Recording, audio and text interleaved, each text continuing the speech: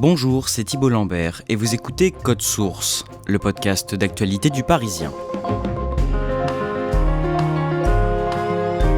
Arrivé en tête au premier tour des élections législatives, le Rassemblement national n'a pas obtenu la majorité qu'il espérait après le second tour du dimanche 7 juillet.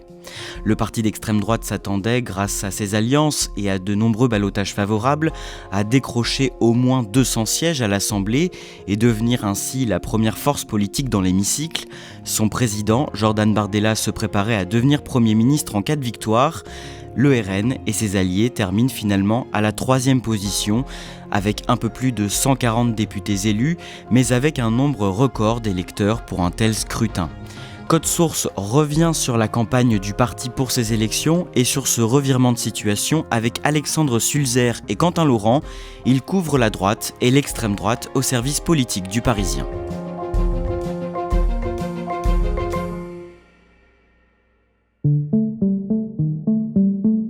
Alexandre Sulzer, le dimanche 7 juillet, vous êtes au pavillon Chesnay-du-Roi dans le 12e arrondissement de Paris, où sont réunis des militants et les cadres du Rassemblement national pour vivre les résultats du second tour des législatives. Décrivez-nous l'ambiance à 20h lorsque les premières estimations sont dévoilées. Il n'y a pas d'ambiance en réalité puisque les militants depuis quelques minutes reçoivent les premières estimations, les premiers sondages. On voit bien que les tendances ne sont pas bonnes, elles sont décevantes pour le Rassemblement national par rapport en tout cas à ce qu'ils espéraient. Et quelques minutes avant le 20h, certains responsables demandent à des militants de bien vouloir quand même être volontaires pour se mettre à l'avant, pour les images, pour qu'il n'y ait pas de vide devant les caméras, parce que sinon ça serait désastreux pour l'image. Quelques-uns se dévouent, mais ils sont honnêtement une poignée, une quinzaine peut-être maximum, à aller devant avec des drapeaux pour les images. Mais la déception est quand même très grande. Lorsque les résultats tombent, ce sont des cris de déception, de colère qui s'expriment. Je ne vous cache pas qu'on est un peu déçus, mais voilà. Il faut... Tout le travail qu'on a fait en tant que militant. Donc une grande tristesse ce soir.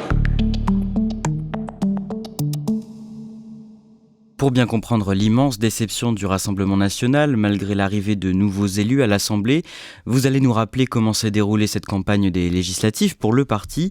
Tout commence au soir des élections européennes, le dimanche 9 juin. La liste de Jordan Bardella arrive en tête avec plus de 31% des voix. Le président du RN appelle le chef de l'État à dissoudre l'Assemblée nationale. Ce que fait Emmanuel Macron quelques minutes plus tard, à la surprise générale. Alexandre Sulzer, comment réagit l'état-major du RN face à ce coup de théâtre ? Il ne s'y attendait pas du tout. Appeler à la dissolution, c'était presque une figure de style pour le RN. C'était presque un élément de langage. Chaque fois qu'il y a une crise un peu politique ou un mauvais résultat, depuis des années, le RN appelle presque systématiquement à une dissolution de l'Assemblée nationale. Il pensait cette fois-ci que ce serait à nouveau la même chose. Et là, Emmanuel Macron leur dit « Ok, je dissous l'Assemblée nationale ». C'est une nouvelle qui prend de court vraiment le RN, qui est très surpris par cette décision.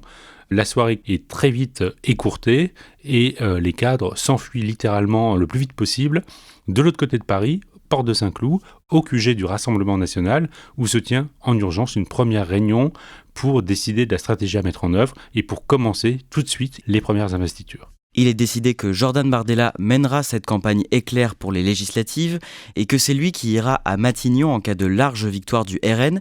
Pourquoi lui et pas Marine Le Pen, la plus grande figure du parti ? Il y a deux marques en fait au Rassemblement national. Il y a la marque Le Pen, qui plaît surtout aux classes populaires, aux historiques du Front National, et la marque Bardella, qui plaît davantage aux plus jeunes, un électorat plus senior également. Et le RN a remarqué que dans l'opinion, le ticket marchait bien.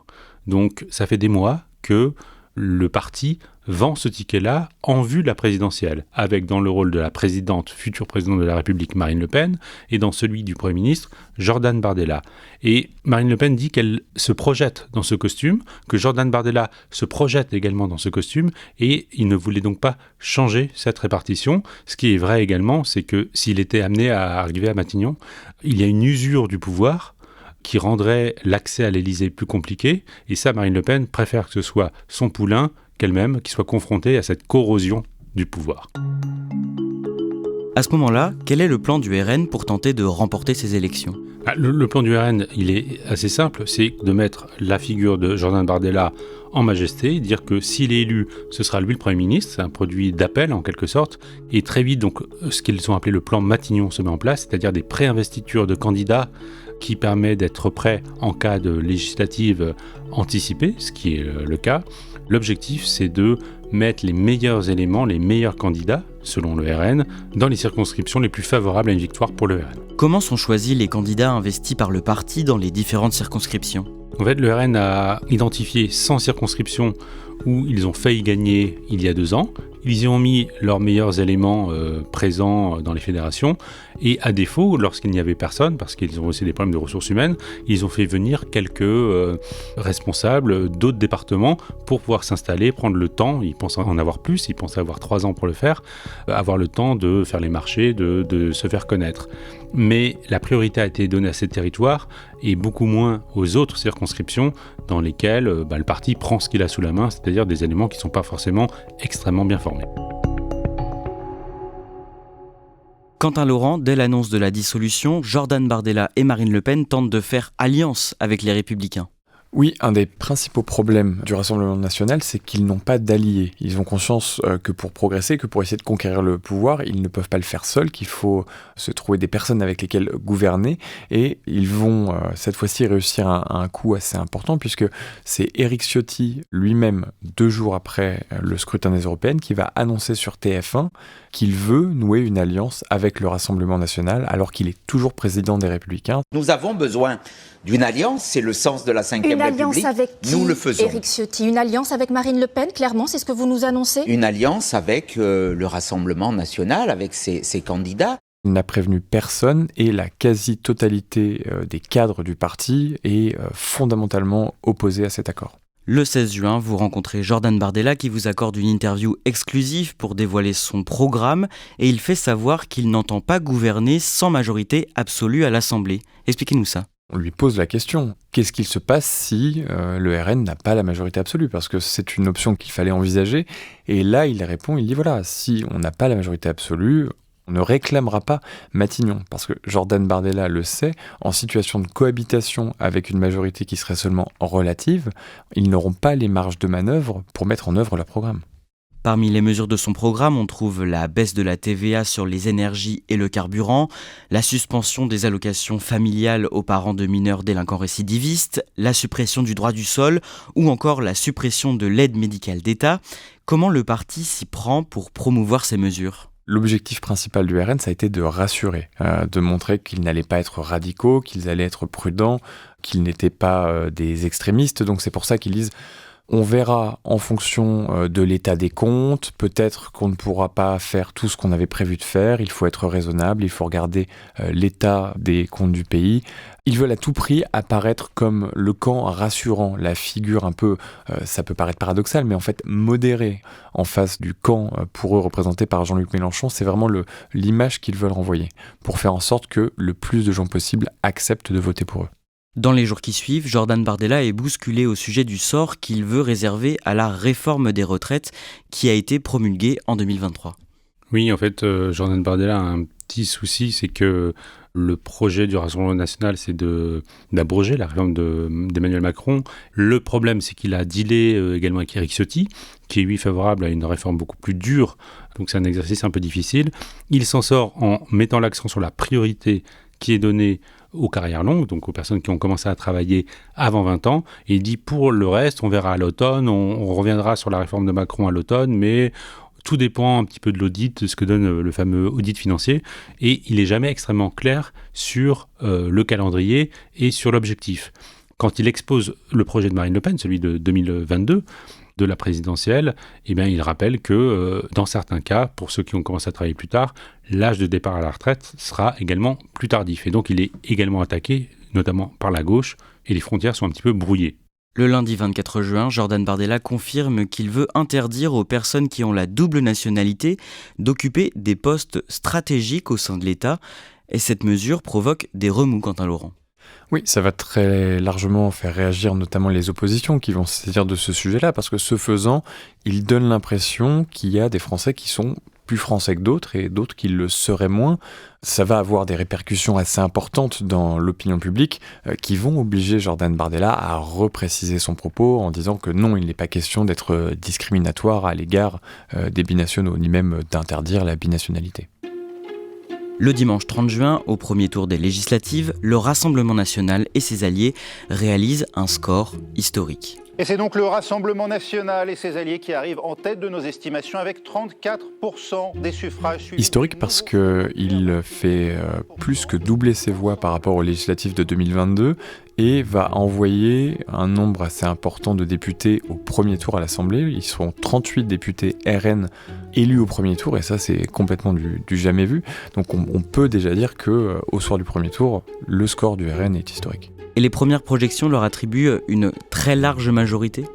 Les premières projections sont assez importantes pour le RN. On leur attribue en tout cas plus de 200 députés, parfois 250, 260. On n'est pas si loin de la majorité absolue qui est fixée à 289 députés. Donc à ce moment-là, Jordan Bardella le martèle, il dit la majorité absolue, elle est atteignable pour le RN et il faut que les Français nous la donnent au second tour des législatives.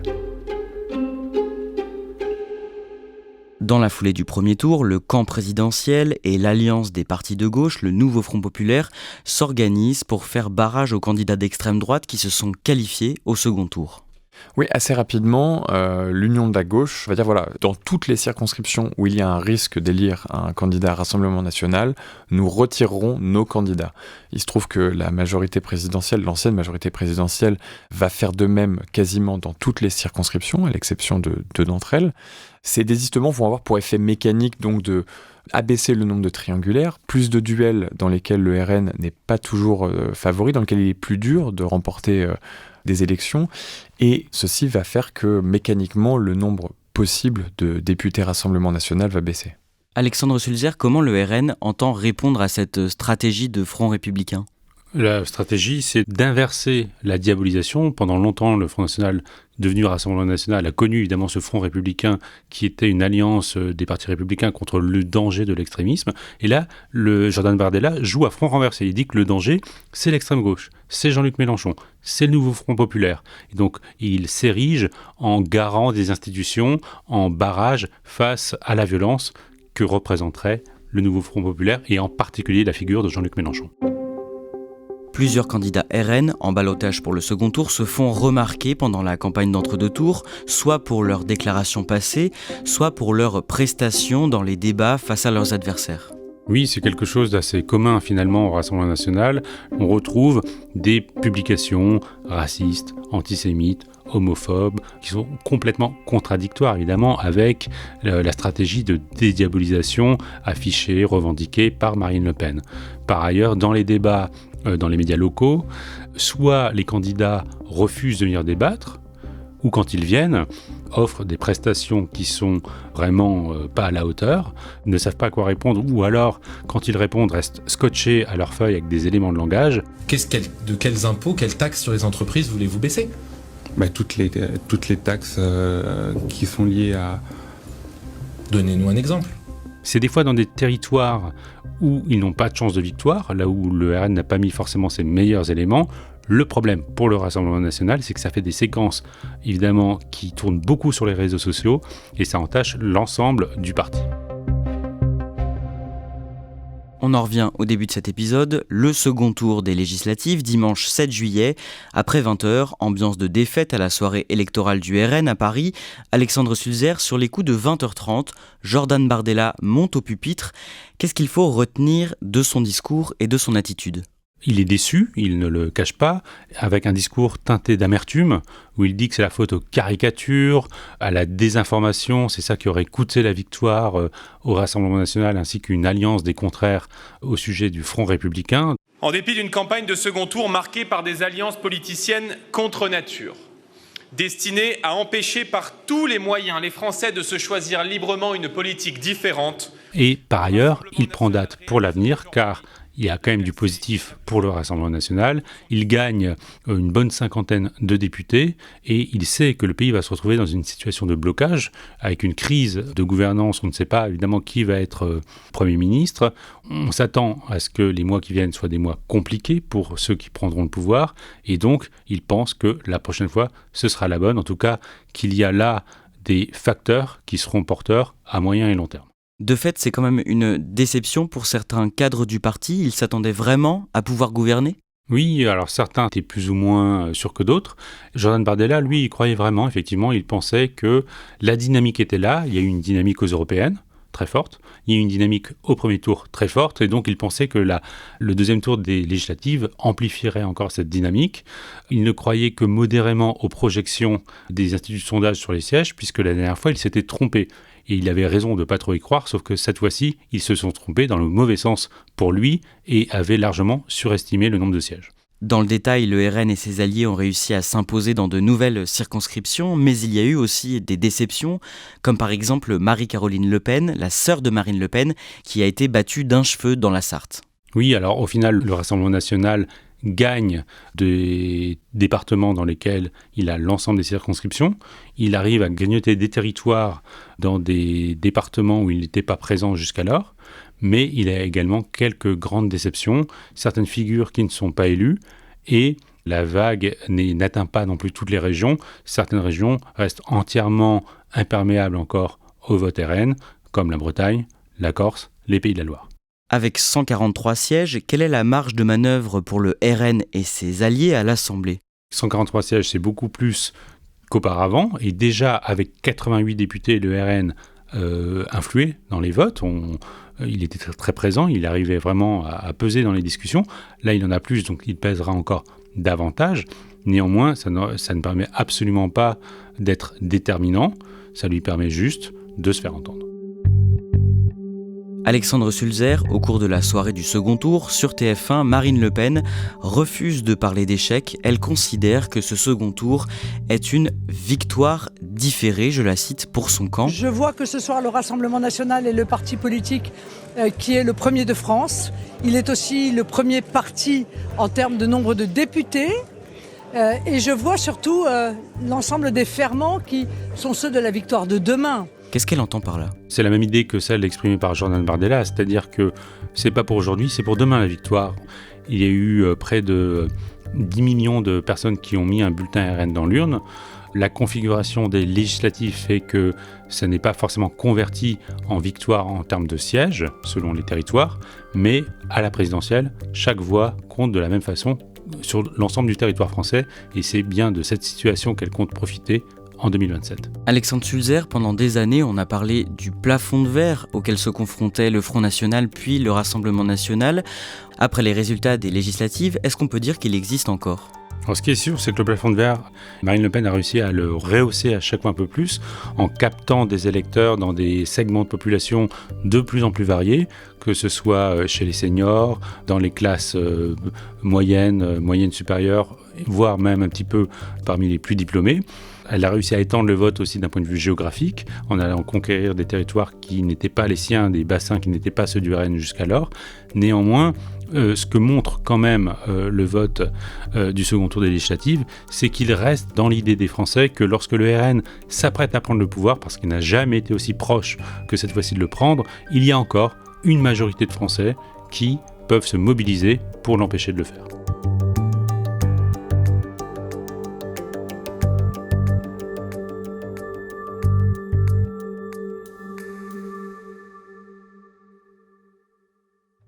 Merci à Quentin Laurent et Alexandre Sulzer pour suivre toute l'actualité politique après ces législatives. Rendez-vous sur leparisien.fr. Cet épisode a été produit par Barbara Gouy, Raphaël Pueyo et Clara Garnier-Amouroux. Réalisation Pierre Chaffanjon. Si vous aimez nos épisodes, parlez-en autour de vous, laissez-nous des petites étoiles ou des commentaires sur votre plateforme d'écoute préférée. Ne ratez pas les 2 autres podcasts du Parisien, Crime Story, une affaire criminelle racontée chaque samedi, et tous les mercredis, Le Sacre, les confessions d'un ou une médaillée d'or olympique ou paralympique.